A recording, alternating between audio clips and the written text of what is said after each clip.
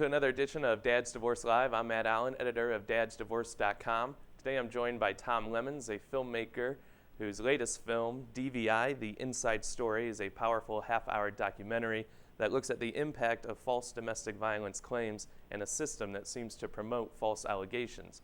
Now you can watch the film and learn more about Tom and his other work by visiting the website falsedvireports.com. So Tom, thanks for joining me. I appreciate it. Thanks, Matt.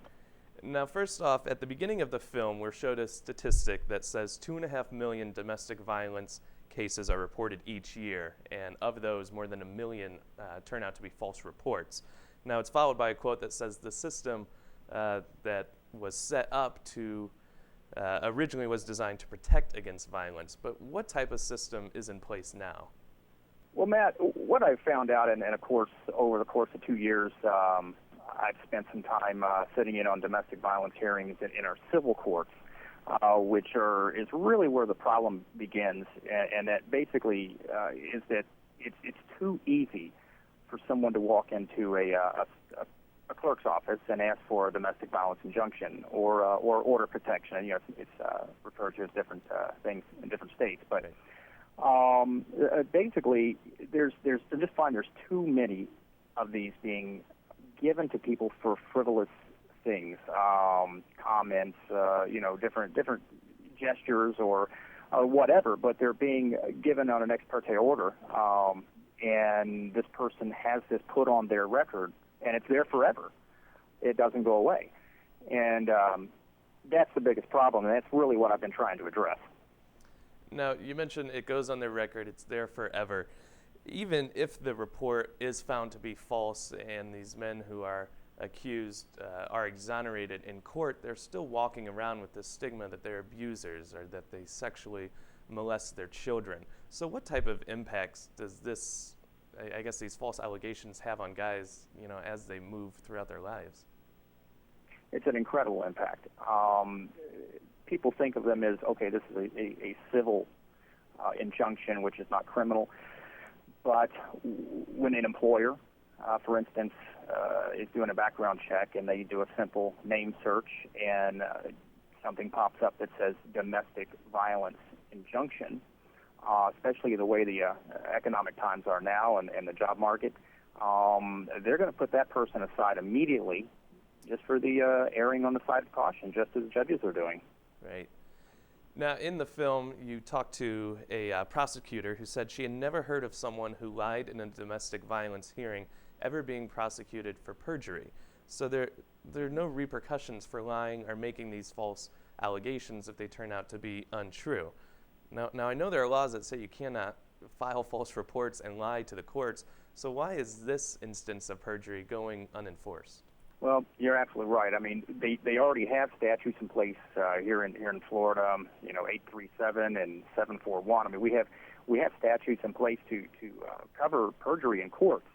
The problem is that they're just not going after these people. And the excuse that I get is that, well, we don't want to put too much pressure on these victims because it's going to prevent them from, reporting a crime or reporting abuse. And that's really the biggest problem that I'm finding, is that they're just not prosecuting these particular accounts of perjury in courts. You could come into a courtroom with voice recordings, written evidence, or whatever of this person lying, and 9 times out of 10, they're not going to press charges against that person. I really don't know the answer to that. Why they're not? They're just not. Recently, there was one woman in Sarasota who was charged with making false reports.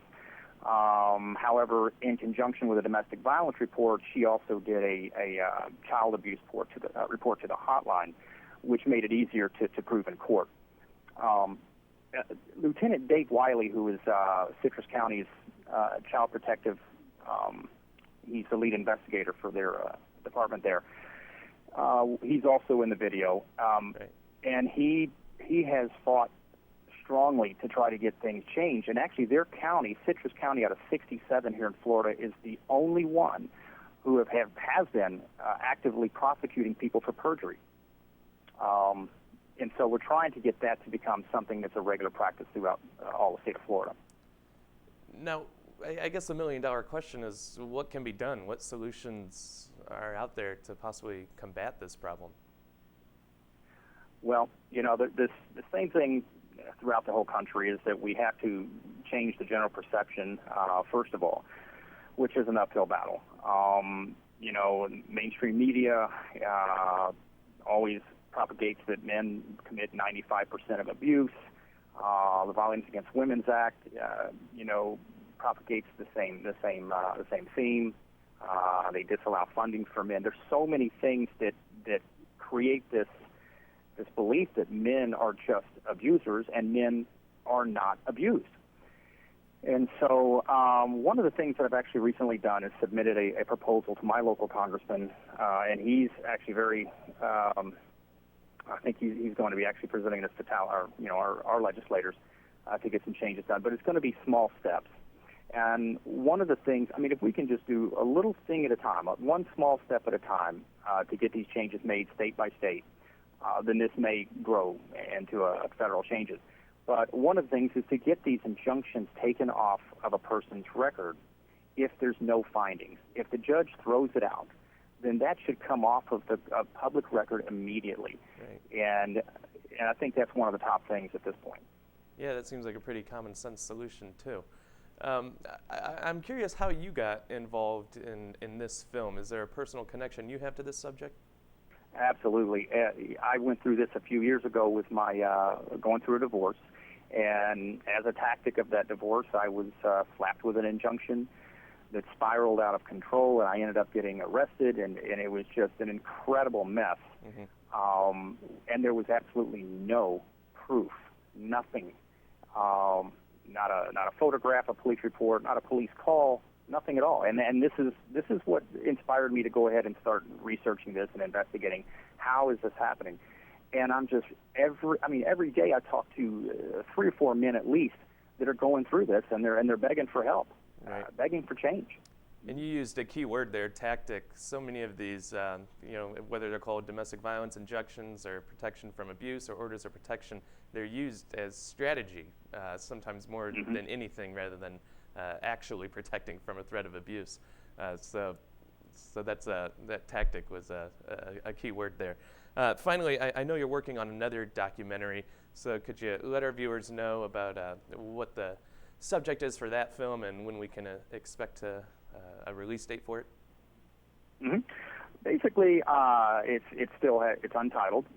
Don't have a name for it yet, but it's going to expound a little bit more on the ease of getting the injunctions and the batter's intervention programs.